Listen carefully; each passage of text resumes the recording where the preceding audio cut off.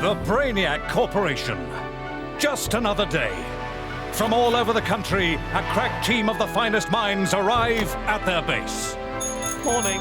Their mission, to push back the boundaries of scientific knowledge. Mate. So come on in, step inside with us, but prepare yourself for a bumpy ride as we embark on the worst excesses that are Brainiac Science Abuse.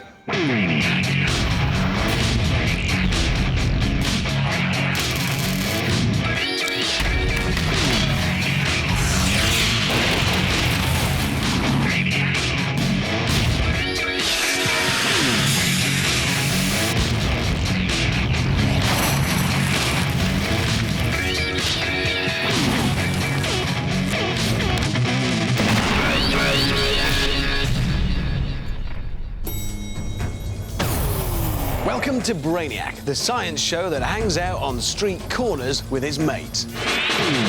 The big science tonight. What not to grab if you jump out of a building. Not for the faint-hearted. Experiments on roller coasters. Getting down to the big questions down at the lab. And of course, plenty of this kind of thing. Brainiac.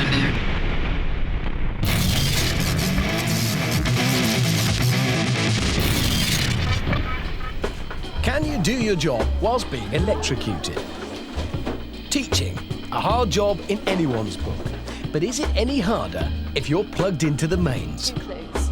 Strap some low-amp, 9-volt electrical equipment on Miss Harris, and with the help of Class 6A, there's only one way to find out. Thank you, class. Well, let's take our afternoon register. Right, Cherie? Taking the register is traditionally the first job of the school day. Emily. Emily! Important to keep it tidy. Not happening. Robin. Oh dear, that's Robin down twice. Gemma. Yes, miss. Lou. Not a good display, but jerking in pain she might be, she does finish the job. Thank you. Maths. On then to maths. Hands up if you can tell me the rules. Putting your hand up particularly hard when a muscle spasm brings the arm crashing down. Start fresh. Clear presentation is essential for any educationalist. It is. But with all this twitching, Miss Harris's class are now somewhat distracted. Not good. At this point, they should be concentrating on their work. Calm down, class. Right. Writing on the whiteboard proves tricky. Good at it when there's no shocks. Digits. Less good when the current flows. Q. Teachers continually bang on about good handwriting. However, Miss Harris sets an extremely bad example while she's wired up. Okay. Right, calm down. Story time equally problematic. Come and take a good sniff of the day. Door of Somewhat more difficult to read the book when it's on the floor. She's had enough. Which was usually a good whipping. That's enough, class. If you can't listen sensibly, then I'm not reading the book anymore. Emily. And there we will have to leave it. Suffice it to say that quite clearly, electrocution has no part to play in education. Teaching then, another thing you really can't do whilst being electrocuted. Sniff of the turning.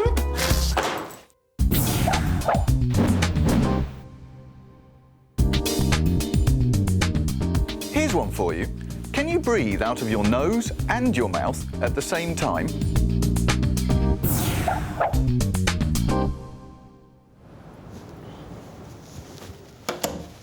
Picture this. You get home from a hard day's experimenting in the Brainiac lab and decide to relax and do what all Brainiacs do whenever they want to unwind.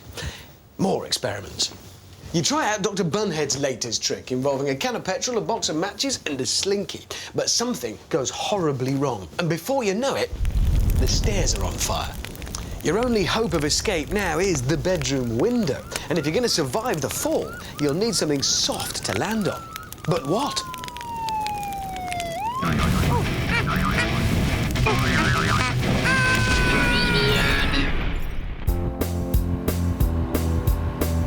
Welcome to the Brainiac Burning Building Test Centre. Now, behind me, as you can see, is a crane, which we're going to be using to simulate the upper story of a burning building.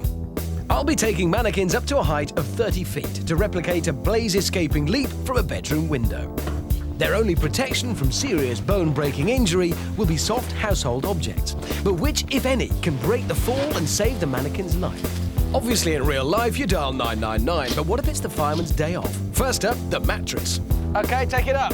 A good choice because it's soft, springy, and every bedroom has one. OK, well, we're under pressure. Obviously, the building's on fire, so I've got to get my mattress out, which is quite a difficult business. Right. There we go. Ah. What's happened here is I threw it out of my window, it flew out down the building, then it flew in through the living room window, and that's where it's ended up. Never mind. I shall now take my wife in this instance, and don't worry, darling, I'll save you. With a bit of luck, she'll land also in the living room. Goodbye, I'll see you down there, dear. Oh. Now, her arm did come off there, but she landed on the mattress, so there is a chance she'll make it. The mattress breaks the fall, but the force of the impact is sufficient to chop off an arm. Still, better than being burnt to a crisp. Our other arm's come off as well. So, double amputation from the mattress. Perhaps a duvet will fare better.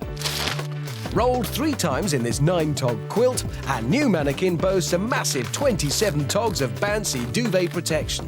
But would you jump out of a window with it? OK, so, escape the burning building using a duvet. Here we go. Good luck. Ah. Ooh. Ooh. Now, because he's wrapped in the duvet, we can't see the majority of his injuries, but I suspect they are extensive. Ooh. Ooh. Look, that's not good.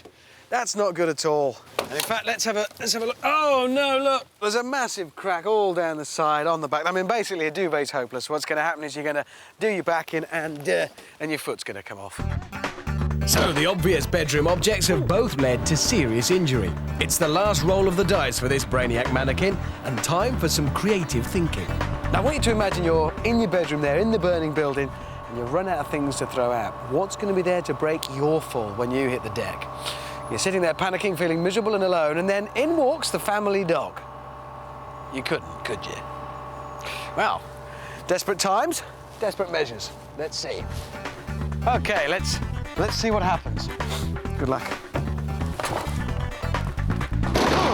A bit of a crunch. The dog falls in front, taking the brunt of the impact. Of course, this is just a stuffed toy dog. We at Brainiac do not condone the throwing of real animals out of windows, unless it's absolutely necessary. This really, far from protecting our Brainiac, the dog appears to have, well, ripped his head off. I mean, this really, look, I mean, that's just come clean off. That's bad for you. He might be man's best friend, but he's certainly not man's best protection in a long fall from a burning building. That was rubbish. So, jumping out of a burning bedroom window, very dangerous. But if you absolutely have to, throw out a mattress. Your arms might fall off, but it's better than a broken back or decapitation by the family pooch.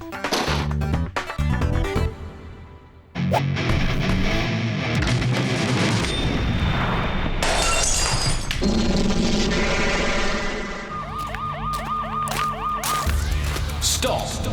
The following experiment is dangerous. Do not try this at home. No, really, don't. Conkers have a high water content. When microwaved, this rapidly turns to steam, increasing the internal pressure dramatically. When the tough outer skin gives way, the conkers explode, taking bits of the microwave with them and continue to pop with the heat. We do these experiments so you don't have to. Do not try this at home.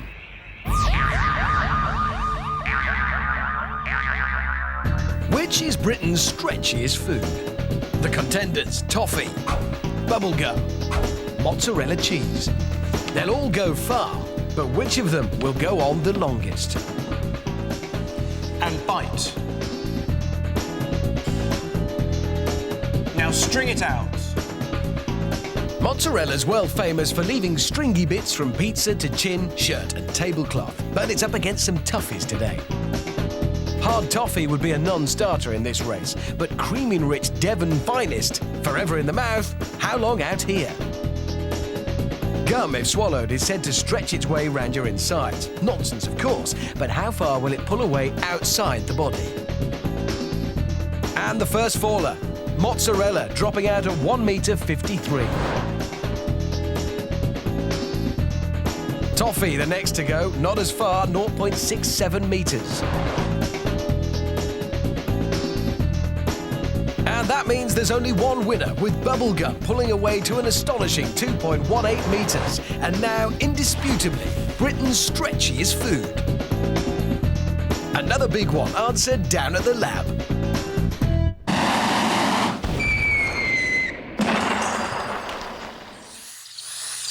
Hello, I'm David Seaman, and you're watching Brainiac.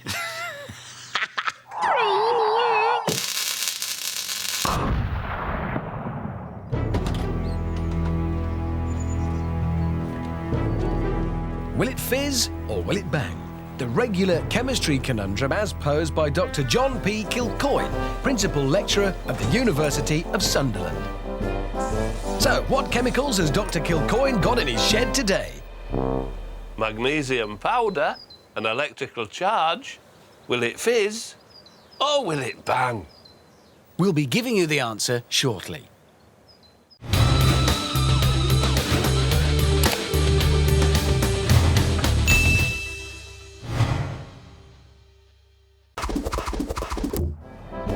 Earlier, Dr. John Kilcoyne of the University of Sunderland posed the question, magnesium powder and an electrical charge. Will it fizz or will it bang?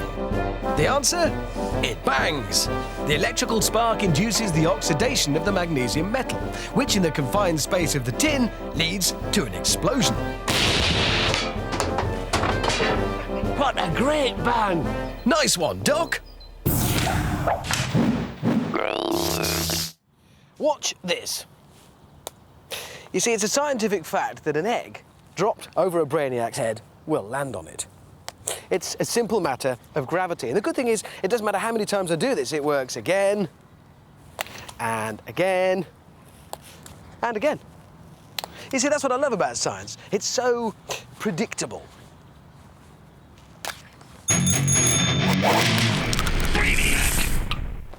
But what happens if the Brainiac is moving and the egg is above his head and moving at the same speed when it's released? Will it drop back and fall behind him?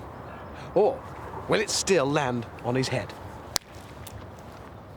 To help solve this egg conundrum, we've designed this. It's a bicycle rickshaw with a few special modifications. An egg is placed in a tube suspended 6 feet above the rider's head and held in place with a metal pin. Here's how it works. When I pull on this rope, the pin is released and the egg can fall through the air. Now the question is this: will it fall down as the bike moves forwards and hit me in the face as I sit on the back seat? Or will it fall through the air and keep moving with the bike and land on the head of the Brainiac pedaling it? Well, let's find out. Okay, ride on, Brainiac. Let the science begin. Okay, well, we're up to a good steady rate now. The egg, the Brainiac and me all moving at the same speed. What'll happen when the egg goes? Let's find out. Here we go, releasing the egg. Are you ready? I don't know why I asked, so I really don't care. And look at that! It worked, straight on his head. There's some science for you. Oh, yeah. So, there you go then. Newton's first law of motion vindicated. A moving object keeps moving. The egg carries on going forward and, of course, down. Science at its messiest best.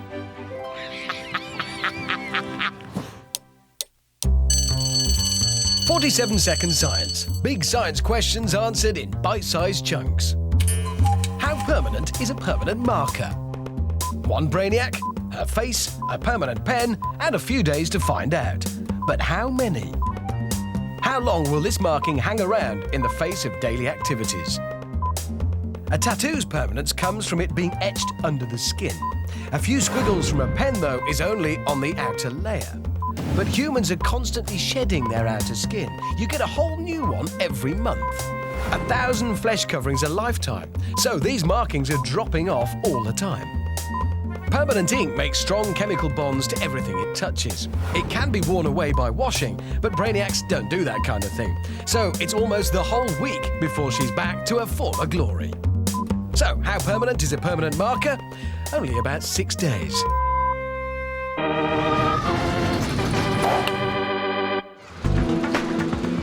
Fill a bucket full of water and swing it around your head and you won't get wet. Centrifugal force, of course, keeps the water in place. So will that force work on a roller coaster? Armed with cups each of popcorn and drink, there's only one way to find out. This coaster has the required section of loop-the-loop. So will these lab rats stay dry or get sticky with the excitement?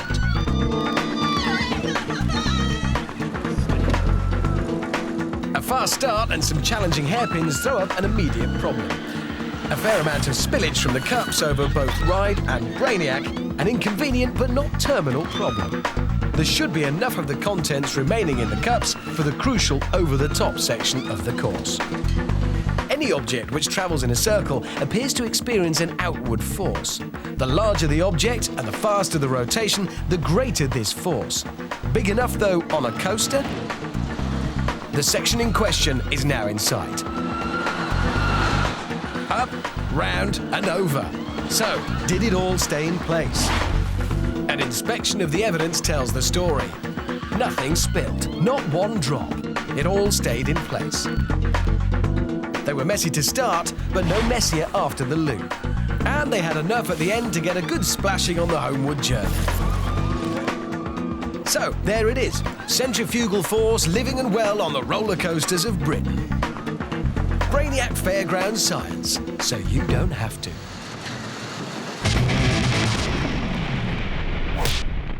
Instruction manuals. They're always telling you lots of things not to do. But what about the things they don't tell you not to do?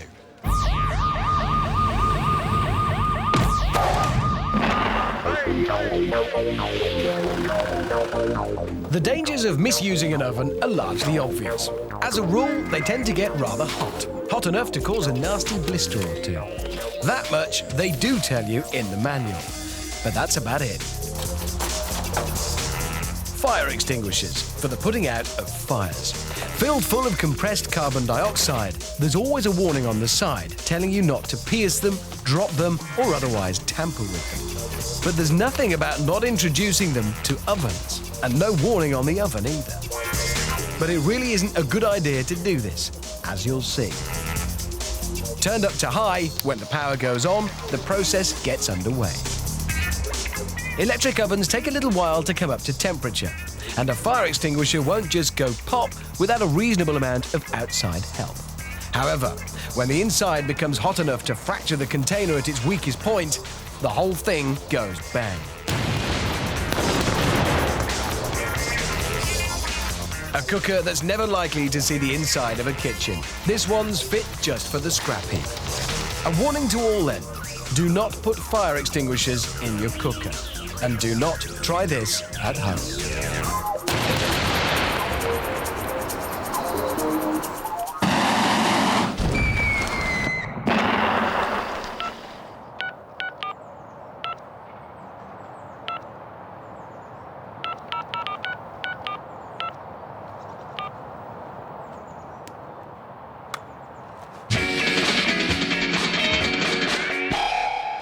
Welcome to text racing. Now, the rules are very simple. 5 Brainiacs, each with a mobile phone, all identical, all on the same network. I have a 6th mobile phone, same model, same network.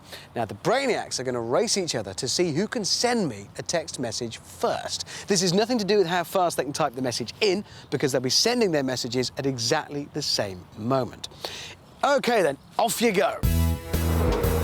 So they're off, far and wide. Off to 4 different places. One, though, stays behind. This Brainiac is going to stand next to me so that the sending and receiving handsets are close to one another. Simple. No, not yet. Stand there. So what of the other 4? Well, this one is Mast Brainiac. She reckons that by pointing her phone at a mobile phone mast, she can get her message into the network quicker, and from there to me quicker. This is Countryside Brainiac. She thinks that sending a message in a big city takes longer because of all the thousands of other texts being sent in the same area. So we've left her in the middle of nowhere, where there'll be no interference from other phones. Number 3 reckons he gets better reception when he holds his phone above his head, so he's decided to go somewhere high up to send his message.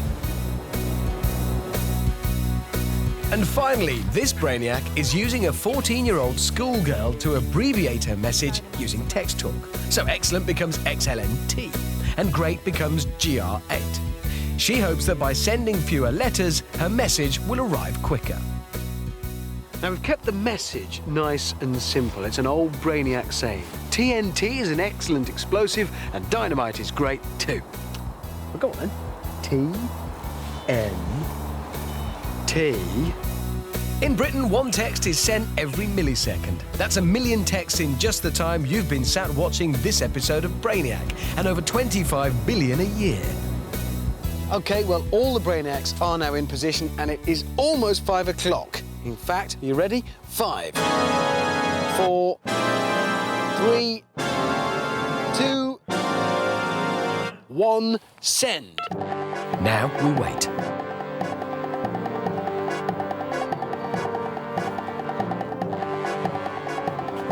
There it is. I've got a message, and it's from... Hang on.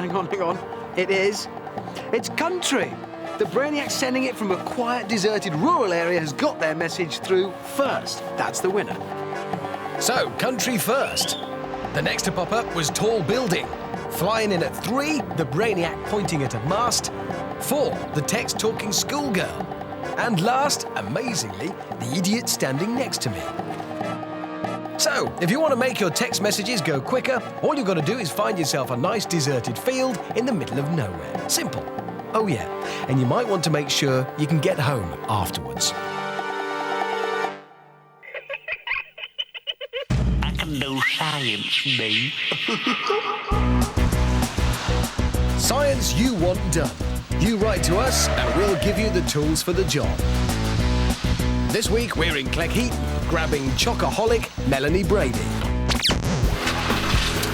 For all of you wannabe scientists out there, it's your chance to get really scientific. Get your thinking caps on and your ideas into us. Who knows, we might just pick you. It's I Can Do Science, Me, with Charlotte Hudson.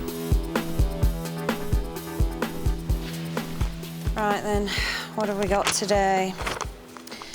Dear Brainiac, we know that a megaphone will make your voice very loud. But if you put 8 megaphones in a row, will it make your voice 8 times louder? I guess we're about to find out. Sound is measured in decibels. A whisper coming in at 20 decibels, a jet 150. My name is Melanie Brady. 72. This woman's voice then, somewhere in between. My name is Melanie Brady. 108. So, her voice louder when amplified. A promising start, but would say 8 megaphones in a row beef her voice up by the same factor? This is one of those questions that tediously circulates the internet. Now it's been tediously brought to our warehouse. With luck, we can end the debate right here. So, 8 megaphones, off we go then. Or maybe not. A problem. A microphone and its output in close proximity produces feedback. 8 produces lots. No chance of hearing a voice through this then, at any amplification. Her name is Melanie Brady. She wanted to know if 8 megaphones made her voice 8 times louder. The answer? No. I Can Do Science, Me. From the sheer volume of emails we receive every week, it is clear that you are obsessed with thermite, the fiery substance that's hotter than a blaze in a chili factory. I've got another of your requests here. It's from Jordan Baxter, age 10, of Somerset. Try putting a wad of thermite to the size of a dinner plate on a car bonnet and see if it burns into the ground. OK.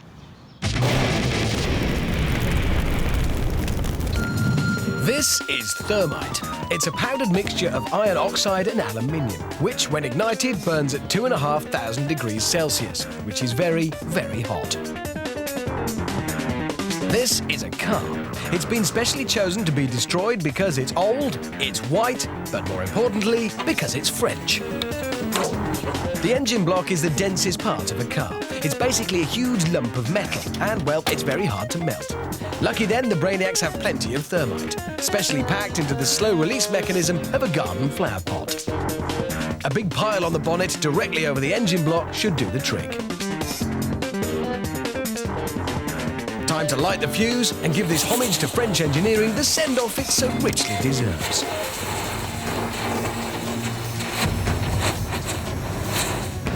The irreversible thermite reaction begins.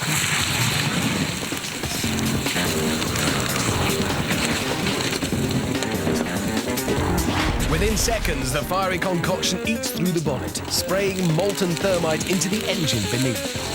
The devastation continues inside until finally a torrent of white-hot liquid metal pours out of the bottom, signaling the inevitable victory for thermite. A quick check confirms a clear path of destruction through the engine. So, there you go, Jordan. Thanks to thermite, this car's driving days are well and truly over.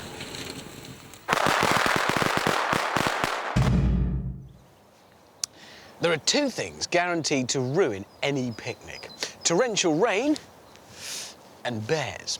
Now, in Britain, bears aren't the problem they used to be, but rain still is. So if you're planning a picnic, you'll need a few reliable ways of predicting rain.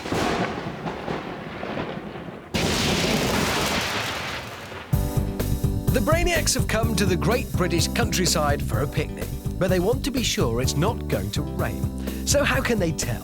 It's time to look at some old weather prediction techniques to see whether any of them actually work. Firstly, red sky at night, shepherd's delight. Red sky in the morning, shepherd's warning. So, is it true? Well, a red sky is produced by a low sun shining through clouds.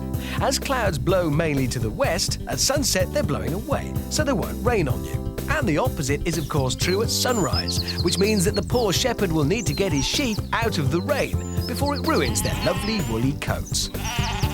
This morning, no red sky, so there should be no rain. Second test, cows. It's said that when cows sit down, it's going to rain. Apparently, they like to be sure they've got a dry patch beneath them, because dry udders equals a happy cow. And today, all the cows are standing up, which means these bovine barometers are predicting no rain. Next, spiders. If there are webs on the grass in the morning, then apparently it's not going to rain. That's because spiders hate getting wet, and so would you if raindrops were as big as cars and falling on your head. No webs here, so the spiders are clearly expecting rain. Lastly, the most widely used weather prediction device, a weatherman. It's well known that these people always get the really important weather wrong. But this is Ian McCaskill, possibly the greatest weatherman the world has ever seen. So what does he reckon? Scotland is going to have really quite a lot of showers. A cool westerly breeze, temperatures about 7 Celsius. The field here we are, it's overcast at the moment. It's going to stay overcast, and I'm afraid a fairly high probability of showers, and that's the weather. McCaskill is a rain man then. That makes it 2 each. But the proof of the picnic. Does it rain on our parade? And the answer? No. No rain whatsoever. Which makes the sky right, the cows right, the spiders wrong, and guess what? Yep, the weatherman wrong. A long, hard day of science then, to demonstrate what I think we all knew in the first place, that spiders don't understand meteorology and weathermen get the weather wrong. Granny Brainiac, homespun science from the nation's favourite old dear. Oh no, Granny! I've got chewing gum on my shirt. Don't worry, dear. I'll fix it. Getting chewing gum on your t-shirt can be a bit of a nightmare, but Granny knows how to fix it. The acetic acid in vinegar dissolves the waxy compound that grips the gum to the shirt. However, Granny needs a lot more.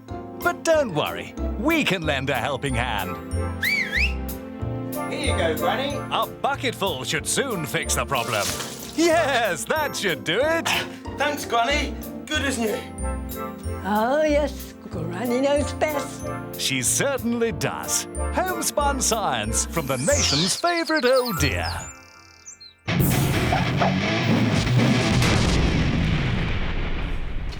Dear John, I love the show, particularly the bit where Professor Mayang Lee tests which fruit floats. That's the professor's seminal work from the last series.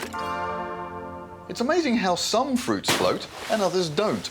Strangely, I've noticed that the same is true for poo, and it got me wondering if eating floaty foods produces floaty stools.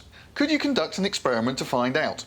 Yours, Colin Wheeler, age 32, London. Well, Colin, I don't know whether to indulge you or tell you just to get out a bit more often. But here goes nothing. Right, so these are all the fruits that Professor Mayang Lee found that floated. Now, this experiment isn't rocket science. I'm just going to eat as much of this as I can, and we'll see what comes out the other end. Bottoms up. Now, normally I don't eat a lot of fruit, and I must admit, I'm a little worried about the effect an entire stomachful will have on my digestive system. Hopefully, whatever comes out will be solid. Plenty of banana should help, I think.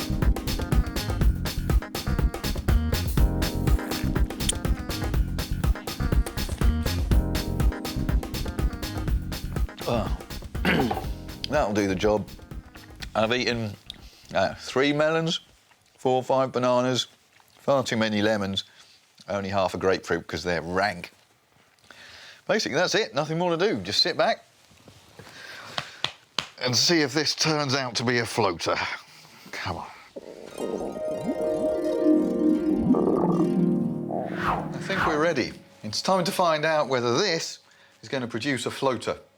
Excuse me just for a moment. Right, here goes. No.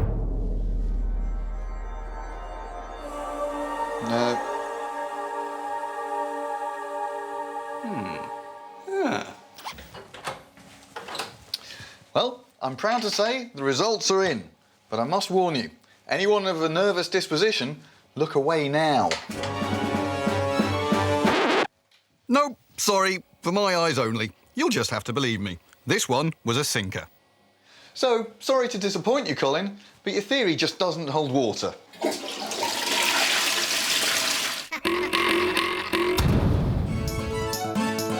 Will it break or will it bounce?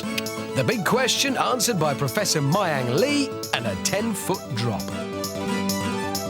Today's object, a thermos flask full of tea. So, will it break or will it bounce? We'll tell you in a few moments.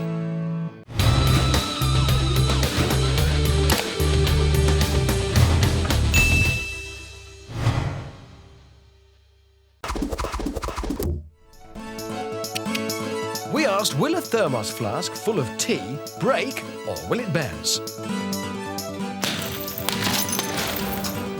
The answer, it breaks.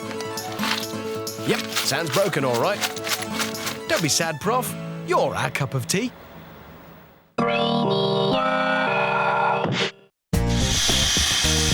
Fire extinguisher power. It's something we always find ourselves returning to on Brainiac. It really seems such a waste to restrict the use of these things just to the whole business of putting out fires. Strap them to any vehicle and instantly you're packing hitherto unrivaled levels of thrust, whether straight line racing or flying to the moon. You can't beat a good squirt of compressed CO2 to get you moving. Well, mostly. So what's next for carbon dioxide powers? In 1985, this was the future of personal transport, and no one would be seen dead driving one. Now here we are, 20 years later, and in a new millennium. And the new future of personal transport is the Segway. I mean, they spent millions of pounds and thousands of hours developing it. And frankly, it looks even dafter than the C5. But we Brainiacs are always willing to put our money where our mouths are. So we came up with our very own form of personal transport. It cost £17.26 to make and took less than 1 Brainiac hour to develop. what we've done basically is steal a wheelchair from an old folks' home, brush the biscuit crumbs off of it, and then attach two of our favourite safety devices, CO2 canisters, where the colostomy bags usually go. Thing is, how does it wreck alongside the Segway and the C5? Well, there's only one way to find out. I'm gonna have me a race. So, I'm packing 2 tanks of pressurised carbon dioxide. The C5 is backed by a 250-watt electric motor, the same as you get in washing machines. And the Segway has 2 horsepower of gyroscopic thrust. It's all numbers, but the only thing that counts is who crosses that finishing line first. We're off, and the Segway gets a flying start straight away, opening up a lead. I'm having early steering problems, but it starts to work in my favour as I ruthlessly cut up the C5. Eat my dust, bitch. And then off I go, accelerating powerfully away with the twin thrust of my compressed gas engines at full power. I charge manfully through the finish line, leaving the opposition for dust. The C5 a distant second, the Segway trails in last. Victory is sweet. CO2 then. For fighting fires or straight line speed, it's the one to beat. You see, Clive Sinclair tried it with his ridiculous C5. No good. Segway have got all their clever gyroscopic technology, but I've seen the future of personal transport, and it's Brainiac technology.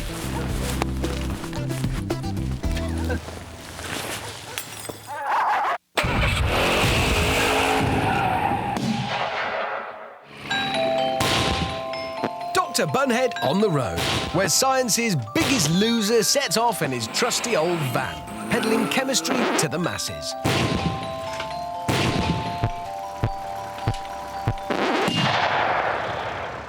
Oi, can I please have ice cream? No, sorry, I ain't got any. Hang on, tell you what. Do you want some of that? What is it? It's lemonade, stupid. Well, actually, I tell you what. Get yourself one of those, pop a hole in the top, and then just get one of those little mints with a hole and drop that in the top. Pop that in there.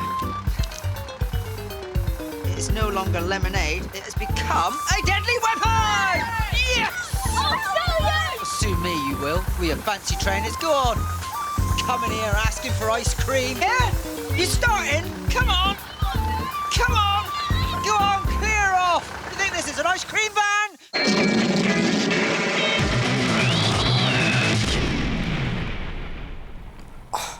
Along with getting hit below the belt, England being knocked out of the World Cup and finding someone's keyed your car, cutting up onions is one of the few times when it's acceptable for a grown man to cry. But what should you do if you don't want to blub in the kitchen?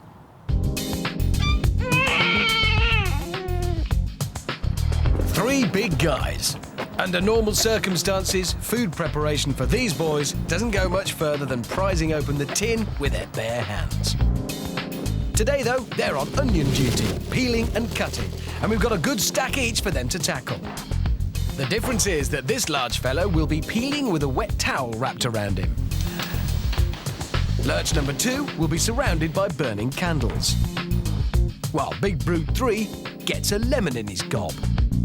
And, of course, we're prepared for any weeping that may occur, for tiny tears or big-time blubbing. Prepare to peel and peel. The reason an onion makes you cry is that when your knife slices through the onion's cells, certain substances become airborne as a fine vapour. These substances consist of amino acid sulfoxides, which readily form sulfenic acids. When this vapour encounters a wet surface, like your eyes, the sulfenic acids react with the water to form sulfuric acid, which is, understandably, irritating. So why candles? The theory is that the heat of the flame will draw in the onion vapour, burn it, and send it up with the rest of the flame exhaust. Well, that's the theory.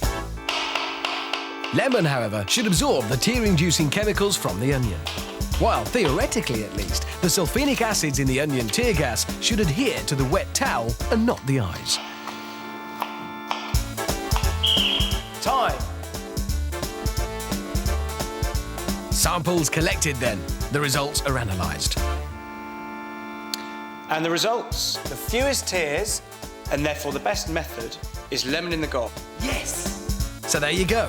Brainiac, helping you be butch in the kitchen.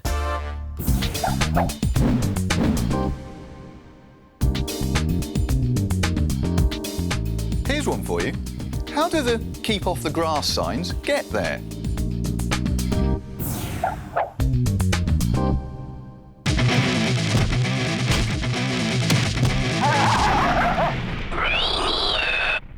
So far on Lad vs. Lass, Jane has excelled at smelling, staring and seeing colours, and has opened up a 3-1 lead over the largely useless John. Today, we'll be seeing if it's better to be a lad or a lass at remembering. In time-honoured television tradition, they'll be asked to remember a selection of objects as they pass by on a conveyor belt. Then they'll have just 45 seconds to each recall as many objects as they can. Whoever remembers the most is the winner. Scientific studies have shown lads have slightly better short-term memory than lasses. But when the objects are very manly, like a hard hat, men are much better. So Jane should be okay remembering the cuddly toy. But John has a definite advantage when it comes to the rest of these blokey objects.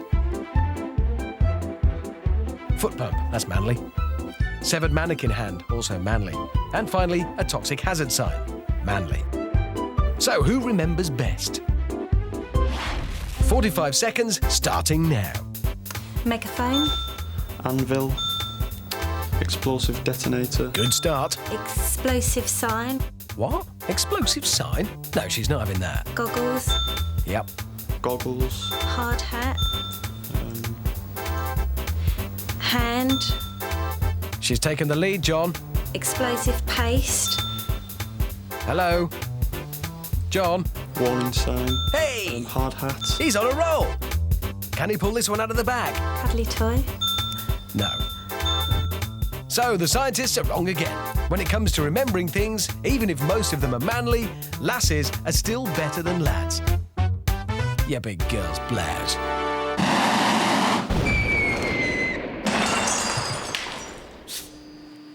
My name's Loretta, and you're watching Brainiac.